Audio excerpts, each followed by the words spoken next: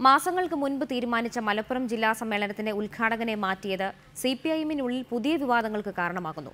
സമ്മേളനത്തിന്റെ ഉദ്ഘാടകനായിരുന്ന കോടിയേരി ബാലകൃഷ്ണനെ അവസാന നിമിഷം പിൻവലിച്ച് എം.എ. ബേബിക്ക് ചുമതല നൽകി. സംസ്ഥാന സെക്രട്ടറി സ്ഥാനത്തേക്ക് പരിഗണിക്കുന്ന 2 PB അംഗങ്ങൾ വിവാദങ്ങളുടെ ഭാഗമായത് പാർട്ടി സമ്മേളനങ്ങളിൽ പുതിയ ചർച്ചകൾക്ക് വഴി തുറക്കും.